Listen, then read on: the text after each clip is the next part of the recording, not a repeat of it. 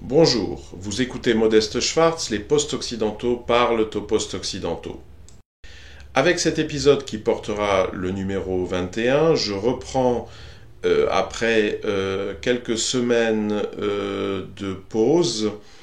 dû entre autres au fait que, comme vous le savez peut-être, si vous suivez mon canal Telegram depuis un mois et demi, je suis à nouveau autorisé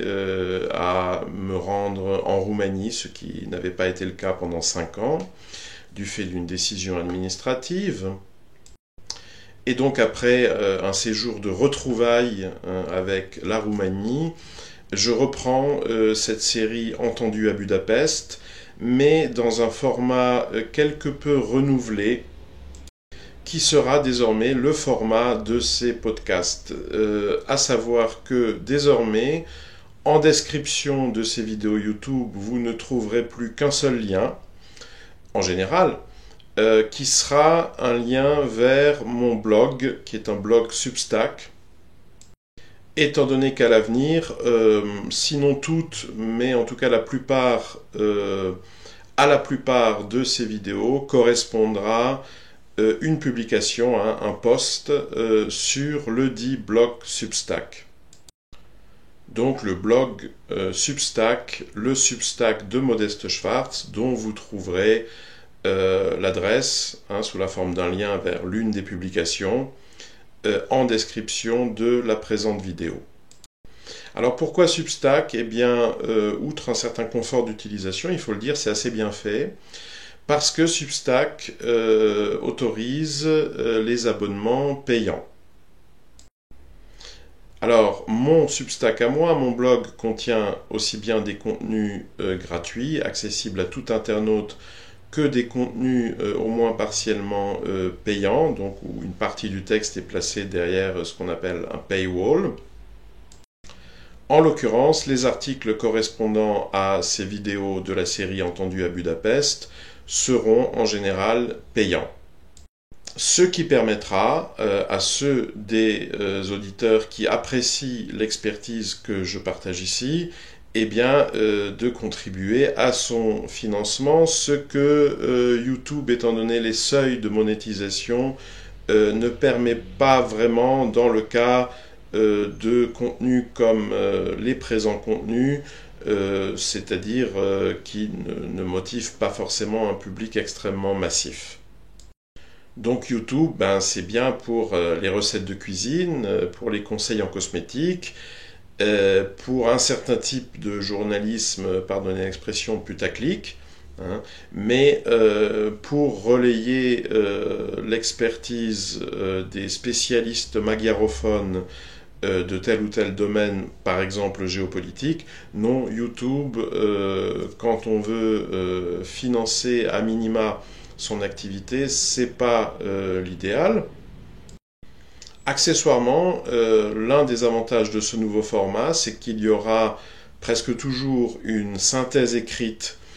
à laquelle on pourra revenir sans avoir à réécouter une vidéo de 20 ou 30 minutes, qu'on pourra citer pour ceux qui comptent réutiliser mon travail. Et que du moment que tout ça est confié à l'écrit, ça laissera plus de place en vidéo, disons pour une discussion plus libre, un peu à bâton rompu, et peut-être plus proche d'ailleurs des préoccupations quotidiennes d'un public francophone, des sujets abordés. Venons-en donc à l'épisode d'aujourd'hui. Le thème de l'épisode est polonais. Le titre de la publication sur le blog c'est un jeu de mots un peu facile, pardonnez-moi, Peace and Love, mais non pas P-E-A-C-E, l'anglais peace signifiant la paix, mais le sigle, donc majuscule P.I.S. donc le sigle représentant, en polonais du moins, le nom du parti de la justice et de la vérité, donc le parti conservateur, catholique, illibéral des frères Kaczynski, ou du moins du frère Kaczynski encore en vie, puisque l'autre est mort dans ce fameux accident d'avion dans l'espace aérien russe, parti au pouvoir depuis de longues années, presque une décennie en Pologne, qui soutient, ou du moins soutenait encore jusqu'à dimanche dernier,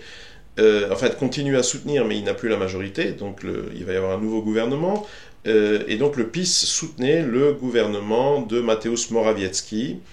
hein, qui est donc le grand perdant des élections d'avant-hier, hein,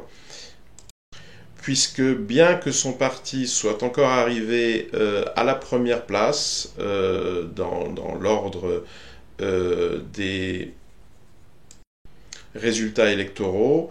le paysage parlementaire polonais issu donc de ces élections d'avant-hier ne permet plus au PiS de constituer une coalition disposant de la majorité qui permet en Pologne de former un gouvernement. Il est donc actuellement extrêmement probable, sinon certain, qu'un gouvernement sera formé autour des partis qui ont d'ailleurs, sans pour autant réussir à s'unir, mais qui ont explicitement fait campagne sur le thème de la destitution du PiS, hein, avec l'objectif de réussir ensemble à chasser le PiS du pouvoir. J'ai assorti ce titre, donc dans ma publication Substack, d'un sous-titre un peu provocateur lui aussi, qui est le suivant. Excellente nouvelle, le parti des boomers polonais vient de perdre le pouvoir. Et pour toutes ces considérations sur un pays dont je ne suis absolument pas spécialiste, hein, je n'ai pratiquement jamais mis les pieds en Pologne, je ne parle pas polonais, c'est un pays qui, pour être franc, ne m'a jamais vraiment passionné, hein, même si je reconnais qu'il y a un certain nombre de thèmes assez intéressants. Mais bon, pour ceux qui voudraient vraiment pouvoir poser des questions à un jeune expert francophone, franco-hongrois en l'occurrence, en matière de Pologne, bon, il faut s'adresser à mon ami Ferenc Olmasi, qui lui a vraiment une connaissance en profondeur, hein, de ce pays. Et donc je me suis basé en l'occurrence sur un compte-rendu radiophonique, hein, sur un podcast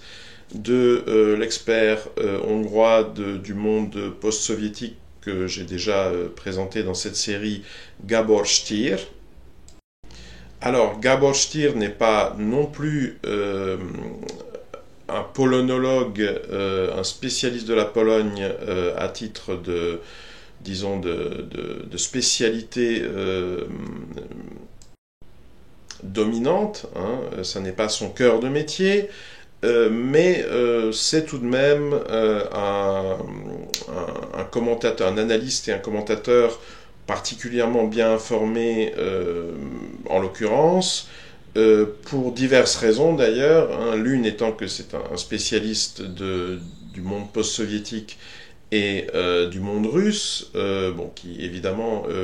parle couramment le russe, ce qui a priori signifie qu'il doit aussi se débrouiller, par exemple, s'il faut défricher la presse polonaise. Et puis, accessoirement, c'est un Hongrois, hein, donc il y a aussi une proximité géographique, culturelle. Les Hongrois s'intéressent traditionnellement beaucoup à la Pologne. La Pologne aussi, dans une certaine mesure, à la Hongrie, à mon avis, on ne peut vraiment pas dire qu'il y a une réelle réciprocité, hein. La Pologne a des ambitions de moyenne puissance, a, on va dire, un ego collectif probablement un peu surdimensionné, et, disons, une vague tendance à vouer à la Hongrie ce qu'on pourrait appeler une sympathie vaguement condescendante. Alors vous me direz, n'étant moi-même pas expert de la Pologne, je me base sur les propos d'un autre non-expert de la Pologne pour donc commenter ces résultats électoraux. Oui et non. En réalité, l'objet de mon texte, du texte dont la présente vidéo constitue donc l'accompagnement, le commentaire, l'éditorial, ça n'est pas exactement une analyse de la vie politique polonaise que je connais insuffisamment. Je commente à vrai dire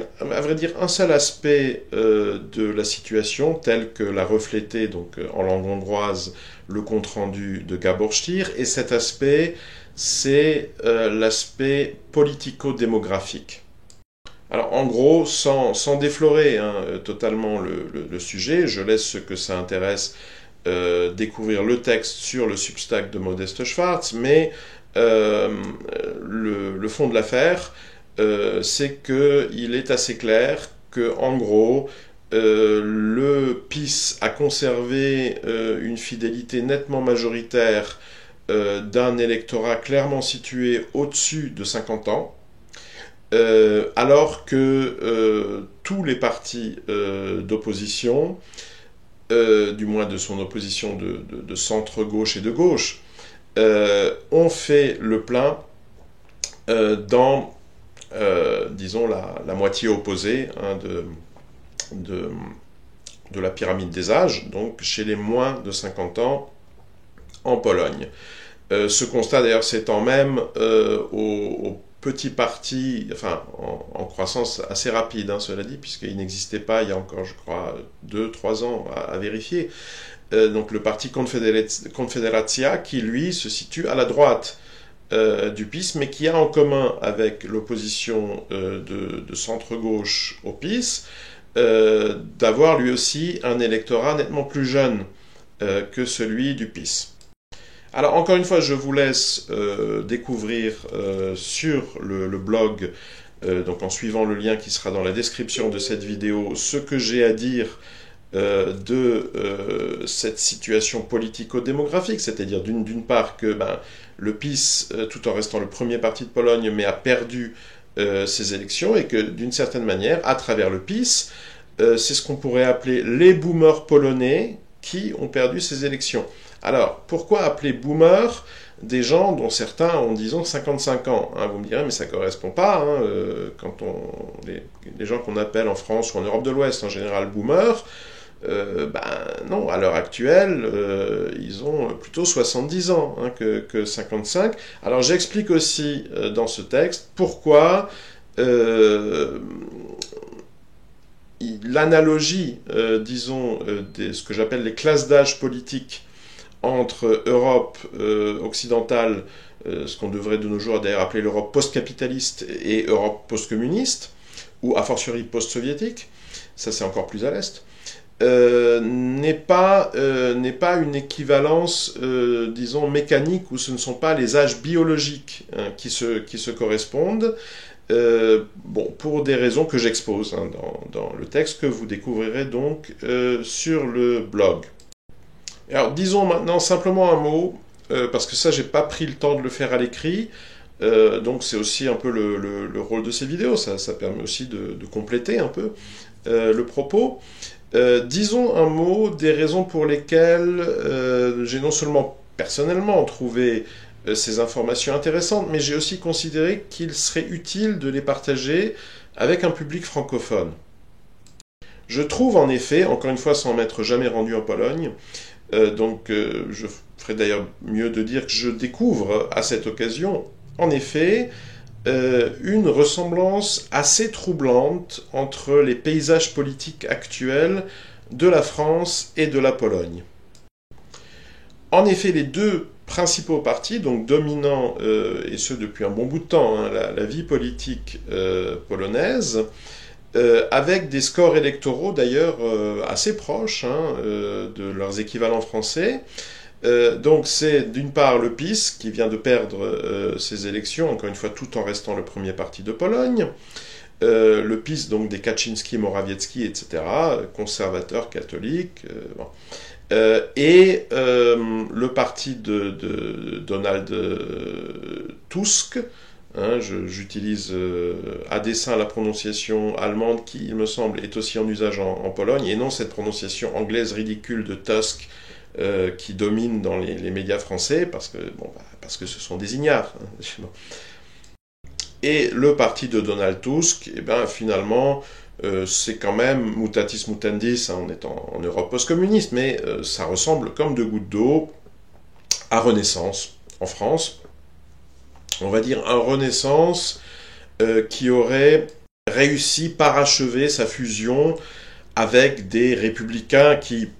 même pour ceux qui n'ont pas formellement rejoint la Macronie, mais bon, on va pas se cacher derrière son petit doigt, hein, ce qui reste des républicains, bon, bah, c'est un appendice de la Macronie, hein, c'est la buanderie de Renaissance. Et donc, on va dire, cette majorité présidentielle étendue, cette Macronie étendue en France, a en Pologne, je trouve, un équivalent assez exact, hein, sous la forme du parti, donc du parti citoyen, je crois qu'il l'appelle, enfin bref, de Donald Tusk. Tandis que le PiS, évidemment, à la fois par sa position, son score de premier parti du pays, ce qui est depuis un certain temps le cas du Rassemblement national en France, mais aussi, disons, par son profil idéologique, qui est, on va dire, celui d'un parti du discours illibéral, hein, c'est-à-dire qui a gouverné la Pologne au cours de dernières années. Bon, abstraction fait d'un degré de compétence dont j'ai bien peur que le Rassemblement national ne s'approche pas tout à fait, de compétences techniques, hein, notamment dans les questions économiques, tout ça. Bon. Mais en gros, le PiS a gouverné la Pologne comme le Rassemblement national probablement gouvernerait la France, c'est-à-dire en exécutant à peu près tous les ordres du mainstream davosien, hein, les ordres de Davos. La vie politique polonaise était elle aussi dominée par des Young Global Leaders du Forum économique mondial de Klaus Schwab. Donc, s'il faut faire du Covid, on fait du Covid. S'il faut faire du Green Deal, on fait du Green Deal. Bon, très exactement ce que Marine Le Pen ferait. Hein, et d'ailleurs, elle le dit, elle ne s'en cache pas. Bon, là, on peut pas l'accuser de duplicité. Hein. C'est plutôt quand elle parle d'immigration ou de choses comme ça que, bon, évidemment, tout en restant dans l'Union européenne, bon, là, ça devient comique. Mais en gros, c'est à peu près le même profil. Hein. Bon, la compétence en moins, on va dire, hein, s'agissant du Rassemblement national. Et alors, évidemment, la grande différence, hein, c'est ce qui vous signale que nous sommes en Europe post-communiste, en Europe centre-orientale et non en Europe occidentale. La grande différence, c'est que le PiS, au moins jusqu'à la semaine dernière, en Pologne, il était au pouvoir et non le premier parti de l'opposition comme le Rassemblement national, déjà depuis des années en France. On pourrait donc dire que du fait du résultat des élections d'avant-hier, la Pologne se serait rapprochée de la France, se serait alignée sur un modèle dominant dans l'Union européenne. Et effectivement, si on s'en tient juste aux étiquettes, hein, c'est ce qu'on pourrait croire, et c'est ce que, évidemment, la presse francophone, dans sa superficialité ordinaire, vous a très certainement dit, je n'ai même pas pris la peine d'aller vérifier. Et moi, dans cet article, je prends un peu le contre-pied. Ce que je dis, c'est au contraire que pour Macron, pour la Macronie, cette défaite du PiS est une assez mauvaise nouvelle, parce que en termes politico-démographiques, le type de base électorale qui vient de perdre la main en Pologne avant-hier, c'est le type de base électorale qu'on trouve derrière Renaissance, derrière Macron, derrière la Macronie. Alors, ici, prévenons tout de suite un malentendu, je le vois venir gros comme une maison. Le sous-titre de mon article, donc pourquoi considérer ces résultats polonais comme une excellente nouvelle, ne signifie évidemment pas que, à titre personnel, disons, je me réjouirais ou que je considérerais comme une bonne nouvelle pour le peuple polonais l'arrivée au pouvoir de l'agent, on va dire, berlino-bruxellois Donald Tusk, qui effectivement, disons, a l'idéologie, ou du moins le discours d'un Macron, ou du moins s'en rapproche beaucoup plus que ne s'en rapprochait Tadeusz Morawiecki. Non, la bonne nouvelle, ce n'est évidemment pas que Donald Tusk va très probablement être en mesure de former un gouvernement en Pologne. La bonne nouvelle, c'est que en Pologne, les boomers ont perdu. Et ce qui fait passer cette nouvelle de bonne à excellente, c'est que en prime, la deuxième, alors c'est pas vraiment une surprise, on s'attendait même d'ailleurs à une ascension, un essor beaucoup plus fulgurant de ce petit parti récent, mais en tout cas il a passé les seuils de représentation, il va être représenté, il va disposer d'une représentation parlementaire, c'est le petit parti Konfederacja, qui partage, je l'ai dit précédemment, avec l'opposition du centre-gauche, le fait d'avoir une base électorale plus jeune que celle du PiS, mais qui est néanmoins un parti nationaliste, j'aurais tendance à dire animé d'un véritable nationalisme, à la différence du blabla nationaliste que servait le PiS à ses boomers polonais. Un parti donc, comme diraient certains, de la droite des valeurs, mais, et ça pour moi c'est une nouveauté absolument essentielle et, autant le dire, extrêmement réjouissante, c'est aussi un parti libertarien. Il y a donc en Pologne actuellement à la fois un tassement, un recul du pouvoir des boomers et une émergence du libertarianisme. Donc pour moi ce sont deux excellentes nouvelles qui font largement passer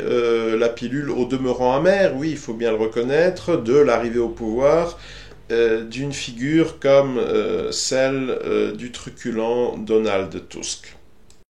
Alors évidemment, ce deuxième point, donc ce petit parti Konfederacja, c'est aussi malheureusement le point où mon analogie entre les paysages politiques français et polonais commence à boiter, malheureusement. Malheureusement, la France n'a pas encore réussi à se doter d'un parti libertarien et n'a même pas l'air très près d'y arriver puisque malheureusement les souverainistes sont pratiquement tous aussi des étatistes rabiques en France. Donc bon, de ce point de vue-là, on est assez mal parti pour des raisons historiques au demeurant assez claires, ça n'a rien d'une surprise, mais enfin bon, c'est comme ça. Et puisque j'ai commencé, autant finir de brosser donc ce petit tableau très rapide du paysage politique polonais tel qu'il ressort d'ailleurs du podcast sur lequel je me suis basé de Gabor Stier. Alors à la gauche du parti de Donald Tusk,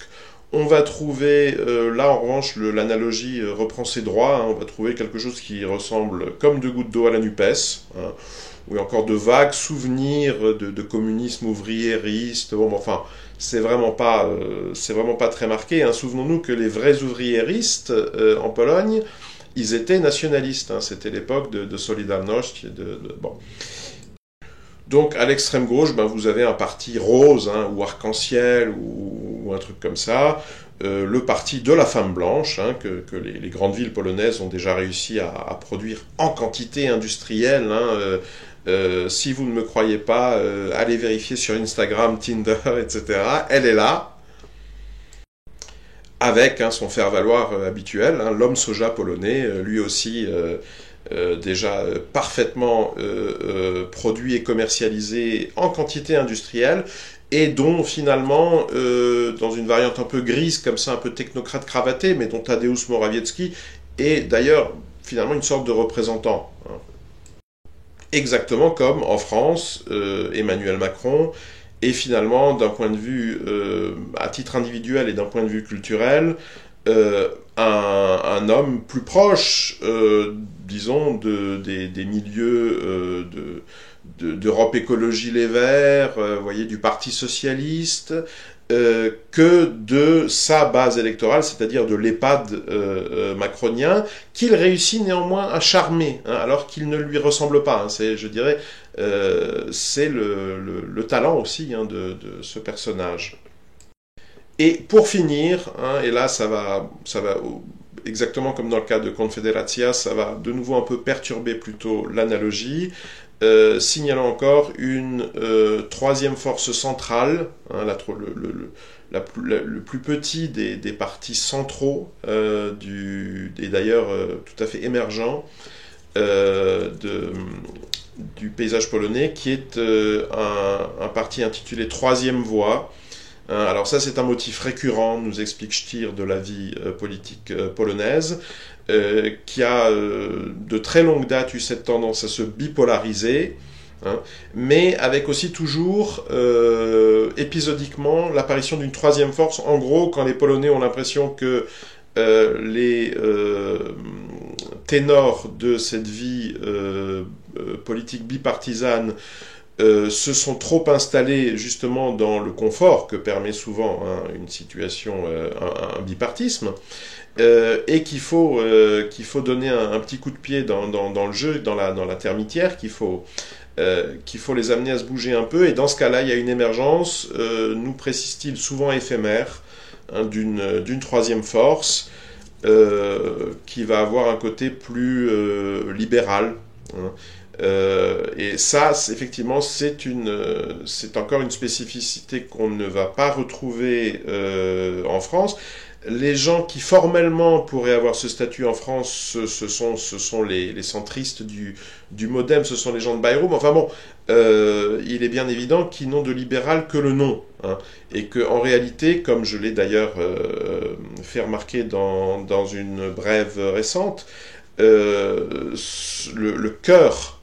hein, le cœur battant, l'âme de la Macronie, au contraire, ce sont eux, hein, c'est le MoDem, hein, François Bayrou est le véritable président, le président invisible, hein, comme les musulmans chiites ont leur imam invisible, hein. Bon, la France macronienne a son président invisible, hein, puisque bon, Macron visiblement joue plutôt au Premier ministre ou un truc comme ça, et le président invisible en France, c'est François Bayrou, hein, qui donc est formellement, nominalement un centriste, mais enfin, en tout cas c'est tout sauf un libéral, hein. Souvenez-vous, hein, à l'époque du Covidisme, etc. Donc non, c'est des libéraux qui veulent toujours plus d'État, toujours plus de contraintes, toujours plus de police, voilà. Mais bon, simplement c'est des notables, hein, c'est des notables de province, donc ils ont un peu de bien, donc ils sont un peu moins collectivistes que le reste des Davosiens, ou du moins ils essayent de faire croire à leur électorat que, bon, en leur faisant confiance à eux, ils pourront au moins conserver, si vous voulez, la jouissance de leur résidence secondaire et de leur yacht, hein, jusqu'à la fin de leur vie de boomer, hein, après quoi il y aura de toute façon collectivisation, mais ça déjà les boomers ça ne les intéresse pas trop. Seulement là encore, hein, c'est-à-dire face à ce constat de l'absence des libéraux, tout à fait parallèle de l'absence des libertariens d'ailleurs, hein, on est là aussi face à une spécificité française, hein, ou peut-être latine, hein, il faudrait voir en Italie, en Espagne, bon, j'ai pas pris le temps de me poser la question, mais au moins en Europe centrale, médiane et du Nord, bon, il est assez clair que quand on passe soit la Manche, soit le Rhin, les choses changent, hein. En Allemagne, vous avez un FDP, hein, vous avez un parti libéral, pas en très bonne posture d'ailleurs actuellement, mais enfin c'est une tradition, disons, de longue haleine, hein, de la vie politique allemande. Et il y a des équivalents en Europe centrale, pour ne rien dire évidemment du monde insulaire, hein, britannique, irlandais, etc. Donc, une fois qu'on sort de France, du moins vers l'ouest ou vers l'est, c'est tout de même une tradition existante et encore vive à divers degrés. Là, en Pologne, visiblement, le parti donc de troisième voie a profité, on va dire, de l'essoufflement électoral du PiS, qui n'est pas un essoufflement en termes absolus, hein. Le PiS a conservé en gros sa base électorale de boomers estiens, et reste par conséquent le premier parti de Pologne. Mais comme la mobilisation, hein, comme la participation a battu un record historique, hein, je crois qu'on est à 72%, si mes souvenirs sont bons, de participation, enfin c'est un record historique, et tous les autres partis, en gros, ont mieux mobilisé que le PiS. C'est le cas de Confederația, c'est aussi le cas de donc ce parti centriste, disons, de troisième voie.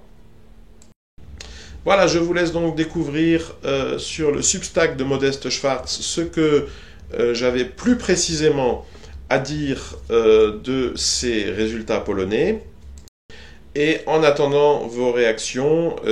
en commentaire, soit de la publication sur le blog, soit de la présente vidéo, après tout, hein, on peut aussi commenter sur YouTube, c'est pas interdit.